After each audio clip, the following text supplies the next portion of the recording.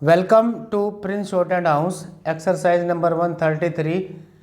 Sir, happy Singh, 120 words a minute. Ready?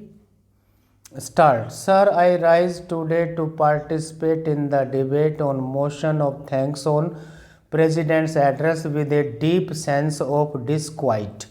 The sense of disquiet emerges out of the fact that while we are today debating Honorable President's address to the joint session of both the Houses of Parliament, lakhs of workers are outside on the streets of Delhi beseeching the Parliament of India to take remedial measures and to put the pressure on the executive, that is, the government, to redress some of their grievances. Lakhs of people are on the streets, sir. They have not come here out of any desire to see Delhi. They have not come here on any sightseeing. They left their families and travelled thousands of miles, and that is why I am raising this to be here in order to tell us that living conditions of our people are abysmally deteriorating. This government has achieved an impossible task. It has actually united all the trade unions across the spectrum.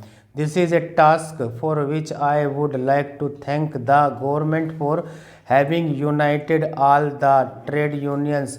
All of them have come together today to Delhi to raise their specific issues, which are absolutely essential for the living conditions of our people. The President of India talks of a healthy and prosperous India, which is what her entire focus is about.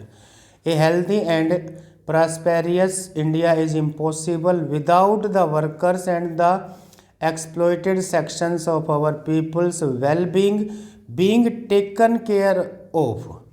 Therefore, the sense of disquiet begins with this, sir, that while you have lofty declaration of intent in the President's speech, at the ground level, the living conditions of our people are getting increasingly deteriorating and more burdens are being put on them. That is why, again, with a sense of very deep disquiet, I would like to say that this speech of the President of India, all of us know, is a customary address, a balance sheet that she gives an indication of what would be done by this government in future. But as Karl Marx had once said that history repeats itself, the first time it is a tragedy and then it is a farce. This repetition is not only in terms of the priorities that the President of India has outlined. Sir, this government is in a sense of stupor. The sense of stupor of the government is in the repetition in the President's address of the same opening sentence. The government is unable to make up its mind when the decade begins. It is an amazing thing. The President's speech actually reflects a directionless drift that this government has been gripped in, and I would come to the substantial points later. This is the sort of affairs that we have today. The President has outlined 5 priorities of her government. The 5 priorities are once again a repetition. The first one is to combat inflation and particularly to protect the common man from the impact of rising food prices. When this government took office in 2009, in an address to the joint session, the President says, my government is firmly committed to maintaining high worth with low inflation, particularly in relation to prices of essential agricultural and industrial commodities. 2 years ago, You said the same thing and you say the same thing today. All of us know what the speech of the President of India is weighted by the Union Cabinet and it is in a text that goes from the government.